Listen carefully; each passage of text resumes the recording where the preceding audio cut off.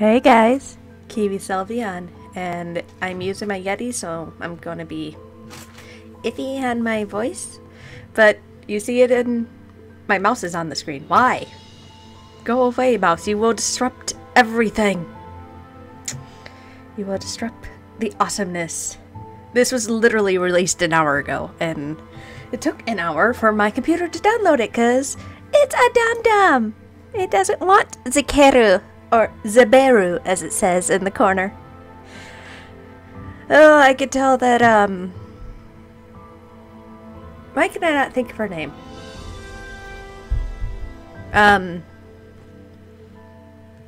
No, not Mickey. No. Can't think of her name now. No, not Jess. Jess has Eric. Sharky has James. I'm trying to think. Is it Christy? Yeah, Christy might have fun with him. Who knows? But we're just going to get into this. And, oh boy. Matthew is in my head with Jenna. Because, YOLO. I expected many things to happen in my life. I expected to graduate, follow my dreams eventually, and to live a happy life with the person I grew to love. Well, I got just that with my absolutely adorable incubus, Matthew. Matthew and I had been together for a year. We were happy, we were in love, everything was perfect between us. Being with Matthew was like a dream come true. We would design toys for the Anderson Toy Company together, and whenever we were free, we would play video games until the pillows of our bed called us to sleep.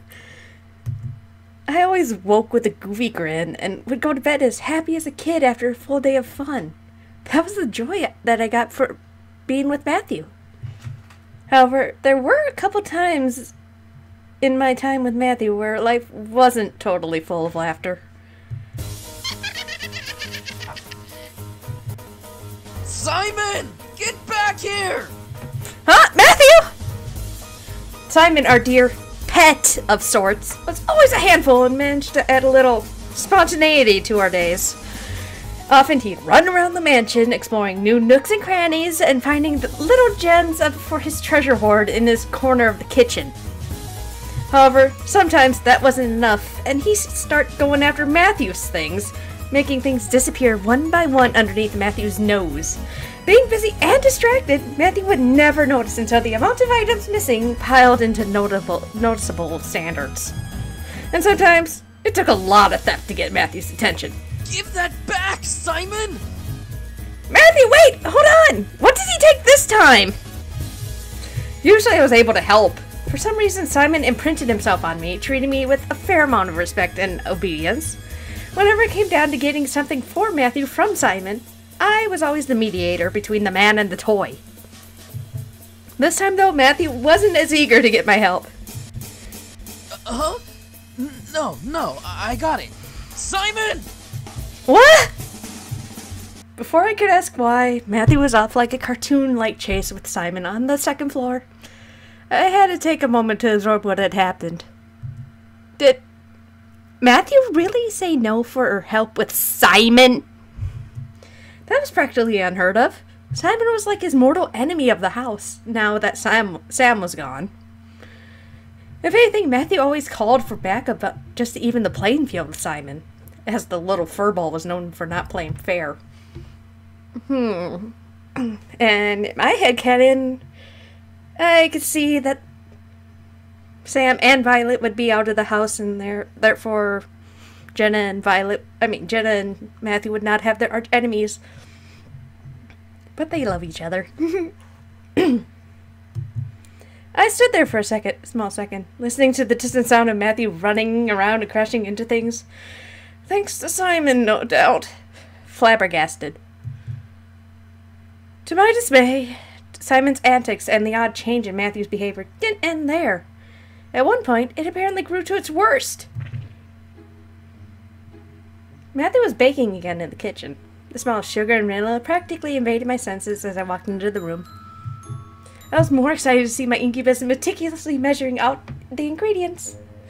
A part of me wondered why he didn't become a baker or a pastry chef. I guess he was happy working for his brother at the toy company. Somehow, that part of Matthew made me smile a bit, knowing he was helping my grandfather's company grow. I shook up my thoughts and let the sweet air completely consume them, lost in the guesses roaming my mind of what Matthew could have been making. That smells good, Matthew. Huh? Thanks. I'm almost done. I'm just looking for...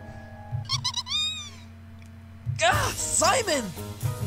Simon! Matthew, watch out! Huh? Ah! Simon was off running around again, his toy knife in one paw, a small cake-like square pastry in the other. Despite the bluntness of the toy knife, the gleam it gave off scared us into forgetting that, causing us to duck and weave out natural instinct. And I proceed to help Simon flee his crime scene and ushered Matthew to follow in rage. I swear to God, Simon! Matthew, hold on!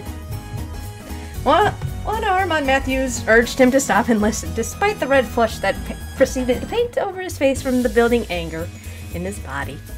I had to admit, it was adorable to see him so angry, but I didn't want him to become a volcano of rage thanks to Simon. What did he take? We could just get it or make more. Huh? No, it's fine. I just need to get him. It's okay. Matthew, just tell me what it is!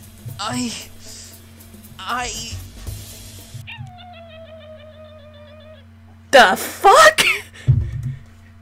At that moment, the red flush in Matthew's face instantly paled and he almost looked as white as nose as in shock and fear. Huh? Hello? Oh god. Oh. Hello, Demon Matthew, literally. It wouldn't last for a moment before his entire body almost began to glow with a blue tint and his eyes began to flicker gold. Ah, Simon! That singular noise of Simon's caused my incubus to rush out of the kitchen without answering me and sprint across the mansion toward the sound. I followed close behind, barely able to keep up with Matthew's speed.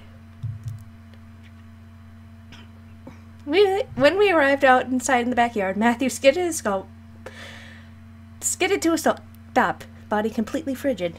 I rushed up behind him and looked over his shoulder, wondering what froze him so stiffly. At the base of the gazebo sat Simon, crumbs surrounding his body as he licked his lips joyfully. His tail swung back and forth in victory as Matthew fell to his knees in some sort of humiliating defeat. Matthew? What's wrong? Oh. The look at Matthew's face was completely upset and bursting at the seams out of anger. However, I could tell Matthew was holding himself back from straight out doing something stupid. Like Sam! Sorry. Matthew knew better than to let anger control him. Sam! I, however, did not appreciate Simon's games pushing that limit. I glared at the white doll and stepped forward, catching Simon's attention. Unlike Matthew, Simon would remain obedient with me. I didn't want to be harsh, but I had to give him some sort of punishment for eating Matthew's pastry. I grabbed Simon by the scruff of his neck, causing him to squeak, and lifted him to my eye level. You are in very deep trouble, Simon. Simon let out another squeak, but didn't fight back as I marched him with him straight back into the mansion and into the dining room, where a nice cage sat at the end of the dinner table. Inside were many things to keep Simon occupied, but it was indeed where he would remain until later.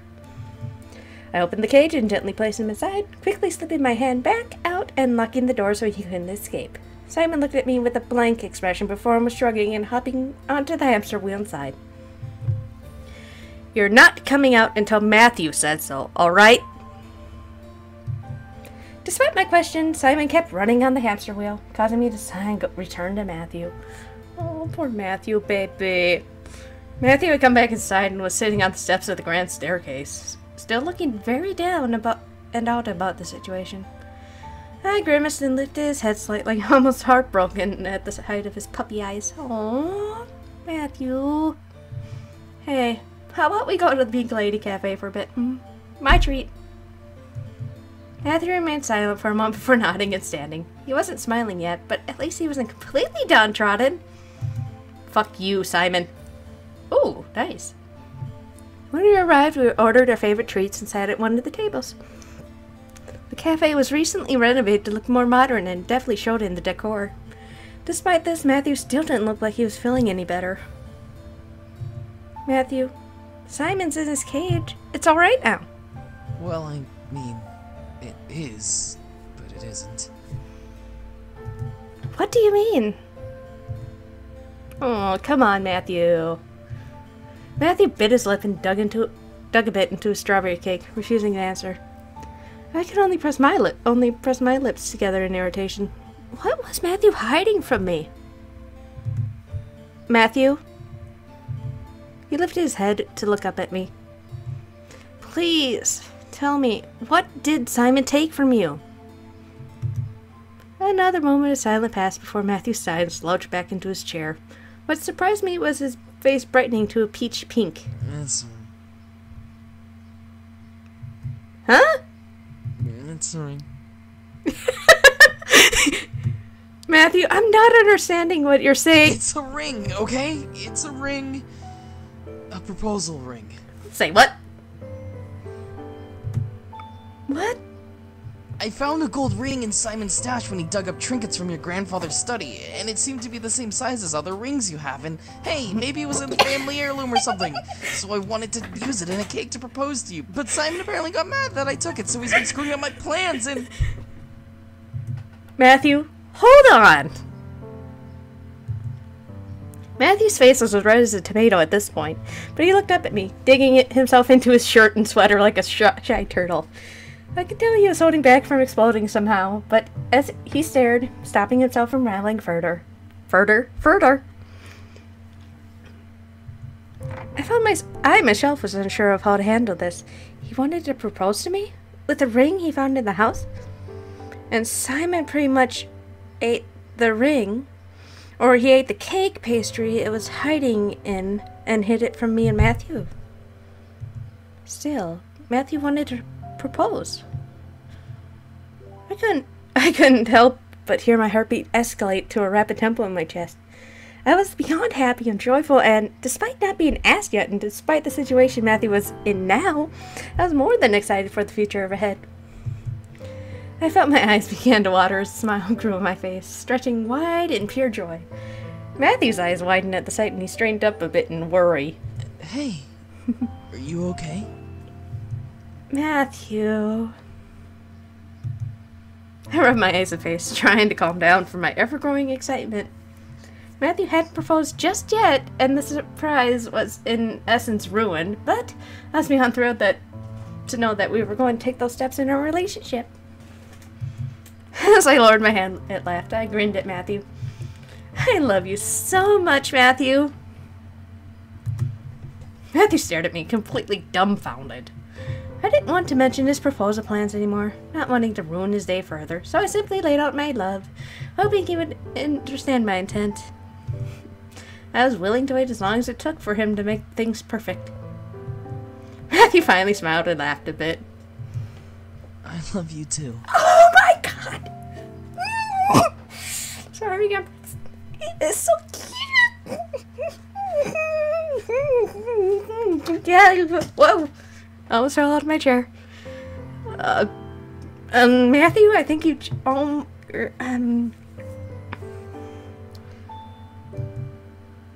boy. The air around us finally eased, and we were back to the joyous energy we shared so proudly as a couple. Matthew ate with a little more excited vigor as I watched, thoughts of the future spiraling in my head. So I guess you'll be finding another way to propose to me, huh? Matthew took a moment and nodded to himself with a chuckle. Well, my first plan was ruined by Simon. I have to try something else and really sweep you off your feet. Matthew, you already do. Matthew blushed and chuckled a bit, stuffing a piece of pastry in his mouth before swallowing it in pride. I promise to make you the happiest person in the world, okay?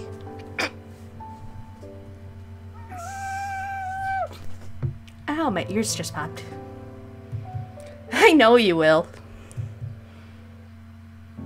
Yay! Fuck you, Simon. But, oh my god. I'm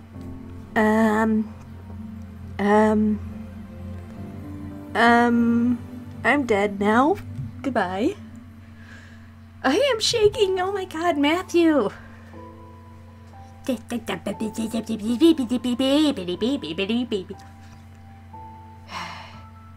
Christy, have fun. I'm saying this to you, Christy. Have fun. Oh my god, you are going to die. Everyone's dying around me.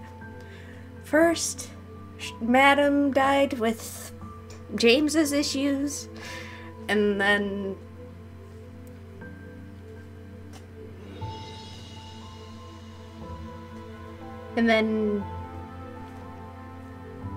Jess died from Eric, and I think Christy's going to revive and then die again. Damn you, Michaela! Damn you! Oh well, oh boy. I think I peaked my mic a lot during that. Sorry about that. But I couldn't wait to show you this. Wow. Simon, I want to murder you now. I'm dead. Goodbye. I mean, anyhow. That's Matthew's epilogue. I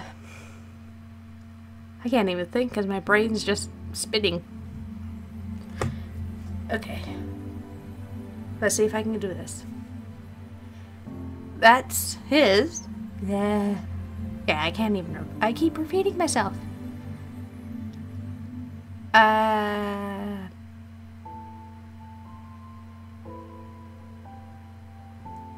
Remember to leave a like, comment, subscribe, and share this with Christy, Husbando Goddess. And warn her, people. She is about to die from cuteness. Because Matthew is her bae. And I took Sam. I don't care what anyone says. Carrie can go fly a broom. Literally. Because she's a witch. No, I like Carrie, but... Sam... Why couldn't you be like... Well, if he was like Matthew, that'd be weird. But... Yeah. Like, share, comment, all that fun stuff. Subscribe if you want to see more. I got... Diana's is currently uploading right now her entire route, and then I'll do her epilogue soon. Ooh. This is going right after Matthew's in the playlist. Like his route. So... I'm trying to, like, organize it so that each brother has their epilogue after them, their route and Seduce Me. So... I hope you like it, and I will see you in Diana's prologue, I guess it's called, actually. And yeah. Bye!